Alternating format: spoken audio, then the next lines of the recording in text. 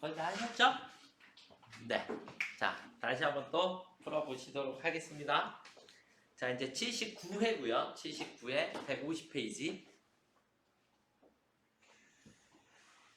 풀이 시작해도 될까요? 자, 1번. 유형자산 취득 후 추가 지출이 발생한 경우 이를 비용화할 수 있는 것은 뭐예요? 원상 복구시켜주던가 현상 유지시켜주기 위한 걸 수익적 지출이라고 하는 거죠. 맞나요? 네, 그래서 지금 이 1번 문제는 자본적 지출과 수익적 지출에 관한 문제예요. 그죠?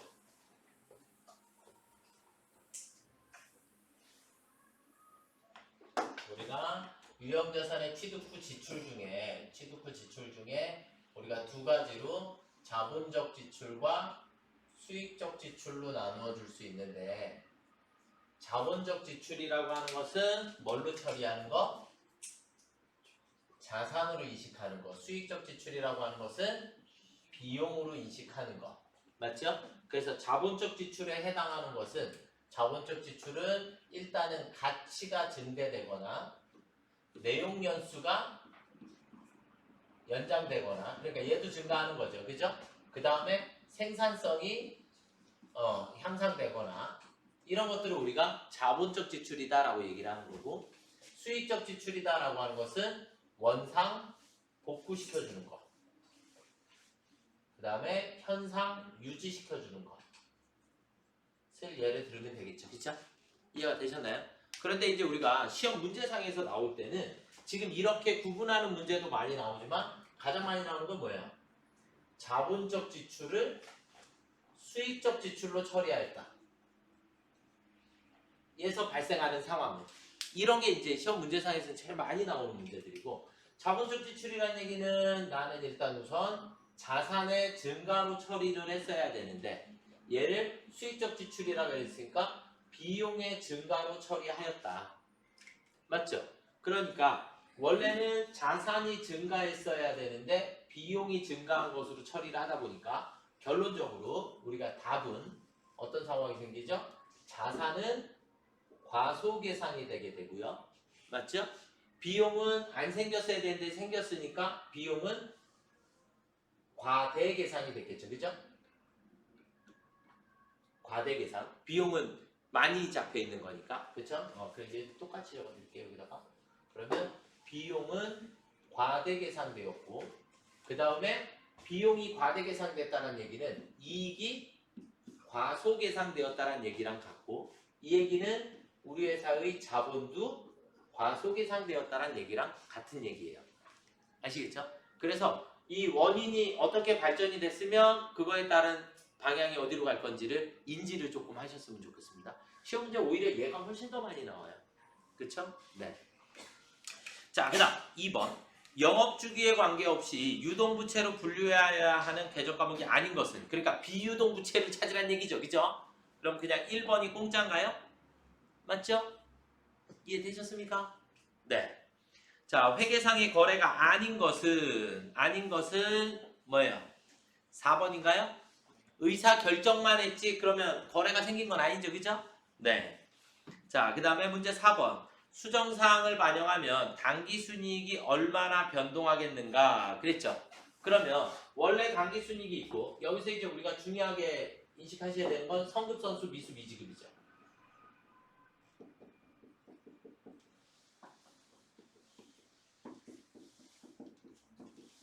성급 선수 미수 미지급. 그래서 성급 미수는 나에게 득이 되는 거, 증가하게 되는 거고, 그 다음에 선수 미지급은 나에게 실이 되는 거, 감소가 이루어지는 거죠. 맞나요? 그래서 수익 중에 차기 수익이다 라는 얘기는 선수죠. 맞나요? 성급 선수는 차기분이라 그랬고 미수 미지급은 단기분이라 그랬죠. 그쵸? 그래서 차기의 수익이니까 선수 마이너스 처리해야 되고, 그 다음에 임차료 중 차기의 비용은 비용인데 차기 거니까 선급이죠. 보험료도 선급. 맞나요? 이해가 되셨나요? 그러면 밑에 두 개는 더하고 28,000원 빼야지 되니까 결국은 572,000원이 증가하겠죠. 무슨 말인지 이해가 되시나요? 네. 다음 설명하고 있는 재고자산 단가 결정 방법 중 어느 것에 해당하는가? 이 방법은 실제 물량 흐름과 과거의 방향이 일치하고, 물량 흐름과 방향이 일치하다는 얘기는 선입선출법이에요. 맞죠? 순서대로 가는 거니까. 즉 시가인 현행원가를 나타내는 장점이 있는 반면 현행원가가 과거의 원가가 대응된다. 나중에 팔았는데 옛날 게 나가는 거죠? 선입선출법이니까. 그래서 정답은 3번. 이해가 되십니까요? 현금이 현금성 자산에 속하지 않는 것은 그냥 공짜 4번이네요. 현금성 자산은 무조건 몇 개월? 3개월. 판매비와 관리비에 해당하지 않는 항목은 기타의 대손사각비 그냥 공짜네요. 그쵸? 영업외 비용. 자, 단기매매 증권 내역이다. 다음 자료에 따라 단기말 재무제표에 표시된 단기매매 증권과 영업외 수익은 얼마인가? 마지막에 평가된 금액이 내 장부 금액이 돼요. 맞죠?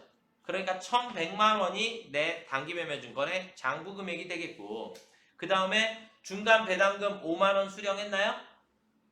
그럼 배당금 수익이 생기죠. 그쵸? 그 다음에 100만 원이 평가 이익이 생겼나요? 맞습니까? 네, 결국 수익은 105만 원의 수익이 발생을 했겠죠. 이것도 어려운 건 아니죠? 그렇죠? 네. 그래서 처음에 취득한 가격은 얼마였어요? 1,000만 원이었고 결과론적으로 마지막에 평가한 금액은 1,100만 원이 됐으니까 우린 여기서 평가 이익이 100만 원이 생긴 거고 중간에 배당금을 얼마 받았다? 5만 원을 받았다. 그래서 제가 아까 단기매매 증권은 여기인데요. 단기매매 증권은 평가를 하면 장부 금액이 바뀐다 그랬죠. 그쵸? 장부 금액이 바뀌니까 장부 금액은 1,100만 원으로 바뀌게 되었고 그 다음에 여기서 평가 이익이 생겼으니까 평가 이익이 생긴 부분은 영업의 수익이 되는 거죠. 그죠? 매도 가능 증권이 아니니까. 매도 가능 증권은 기타 포괄 손익 누계액으로 가는 거지만 단기 매매 증권은 영업의 수익에 해당하고 배당금 받았으니까 배당금 수익이 생기게 되고 그래서 105만 원만큼. 네? 1,100만 원이에요. 100만 원이에요. 단기 매매 증권은 1,100만 원이죠. 네. 단기 매매 증권은 1,100만 원이고 100만 원의 평가 이익이 생긴 거고 5만 원의 배당금 수익이 생긴 거. 그래서 수익은 105만 원. 변동비와 고정비에 대한 설명으로 옳은 것은 그랬어요. 조업도가 증가하더라도 단위당 변동비는 일정하지요. 1번이 정답인데요. 조업도가 증가하더라도 단위당 고정비는 감소하죠. 총 변동비는 증가하고요. 조업도가 증가해도 고정비는 총 고정비는 일정하죠. 그쵸? 이건 그냥 이게 답이에요. 맞죠? 그냥 무조건 그리셔야지 되는 거예요. 그죠? 네, 무조건 그냥 그리시면 정답. 선입선출법 기말재원품의 원가는 얼마인가 그랬어요. 그럼 선입선출법은 여기다 그냥 그대로 갖다 집어넣으면 돼요. 맞죠? 식에다가 그냥 그대로 갖다 넣어볼게요. 그대로. 자, 그러면 기말수량이 몇 개죠? 기말수량은 300개. 맞나요? 그런데 재료비는 공정 초기에 모두 투입됐으니까 우리는 재료비의 비율과 가공비의 비율이 다르니까 따로따로 계산해야 되죠. 그렇죠? 그래서 재료비의 기말 수량은 300개 곱하기 완성분 수량은 몇 개예요? 그게 안 나와 있고 우리는 여기 분수에서 뭐가 나와요? 그냥 분수에서는 단가가 나오는 거죠. 분모에서는 완성분 환산량이 나오는 거고 그런데 지금 단가가 아예 계산이 되어 나와 있는 거죠. 재료비의 단가가 얼마래요? 350원. 그럼 재료비는 10만 5천원? 맞나요? 그럼 가공비는? 가공비는 300개인데 완성도 80%라 그랬으니까 맞나요? 그러면 240개죠. 기말 수량이. 곱하기 단가는? 가공비의 단가는 200원. 그러면 48,000원. 그러면 기말은 15만 3천원이 나오겠네요. 빙고. 그렇죠? 자, 다시 분수에서 단가가 나오는 거예요. 원래 선입선출법은 말성, 빼, 초말기 이렇게 식을 갖다 대입할 건데 식 대입하기 전에 분수가 단가가 나오는 거니까 단가가 이미 나와 있으니까 그냥 기말 수량에다가 단가만 곱해주면 기말 제곱이 나오는 거죠. 대신에 재료비의 기말 환산량하고 그쵸? 재료비의 기말 환산량하고 가공비의 기말 환산량이 서로 다른 거죠. 맞습니까? 그렇죠? 네. 제조원가 계산을 위한 제공품 계정에 표시될 수 없는 것은 기말 제품이죠. 그냥 공짜. 제공품 계정이 없는 건 기말 제품, 기초 제품, 매출원가, 그죠? 제조원가 명세서랑 지금 똑같은 문제예요, 그죠? 네. 종합원가 계산에 관한 다음 설명 중 가장 옳은 것은 항공기 안 돼요. 공정 3번이 정답이네요. 그쵸? 네, 작업 원가표를 작성하는 건 작업 원가표. 아까 이게 작업 원가표, 원가 계산표 혹은 작업 원가표. 예, 개별 원가 계산에서 쓰는 거예요.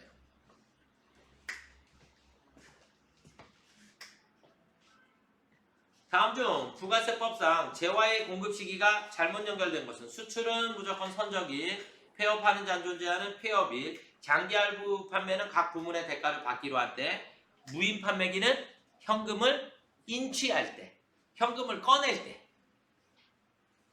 고객이 언제 와서 100원을 넣을 줄 알고 옆에서 돈 넣을 때마다 이거를 다 카운팅 며칠 날 얼마 이거 할 수 없잖아요, 그죠? 이해가 되셨나요? 요즘은 될 수도 있어요. 요즘은 현금 넣는 자판기 아니라 카드로 삑삑 하는 자판기가 있으니까 그러면 거기 매출 자료에 몇 시 몇 분에 매출이 있었습니다 이렇게 나올 수 있죠. 그렇죠? 아, 네. 아, 현재 시대에는 맞지 않는 답이 나올 것 같아요. 그렇죠? 이해가 되시죠? 무슨 말인지? 네. 뒤로 한 장 넘어가 보겠습니다. 14번. 다음 중 세금계산서에 대한 설명으로 가장 올바르지 않은 것은 세관장은 수입자에게 세금계산서를 발급해야 하겠죠? 경우에 따라 매입자가 세금계산서 발행하는 경우도 있을 수 있죠? 네. 세금계산서는 원칙적으로 재화 용역의 공급 시기에 발급해야 한다. 맞죠? 면세사업자는 세금계산서 교부할 수가 없지요, 당연히. 면세사업자는 세금계산, 부가세를 받으면 안 되니까. 면세사업자는 계산서만 발급할 수 있습니다. 아시겠죠? 네. 과세표준은 매출액이라 그랬어요. 그쵸? 맞나요? 그렇죠? 자, 그러면 매출 할인은 빼야 되죠. 연체이자는 네, 과세표준에 아예 포함하면 안 되는 것들이에요. 연체이자에는 부가세가 붙지 않아요. 대신에 얘가 할부이자라고 나오면 포함해야 해요. 할부이자는 공급가액에 포함하지만 연체이자는 부가세가 붙지 않습니다. 폐업 시 잔존 제한은 부가세는 무조건 무슨 가격? 시가를 기준으로 한다 했고요.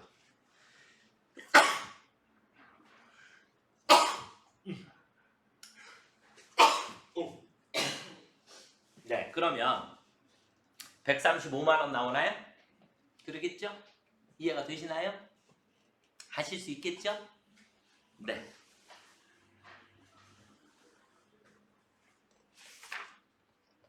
다음 80회로 넘어가볼게요.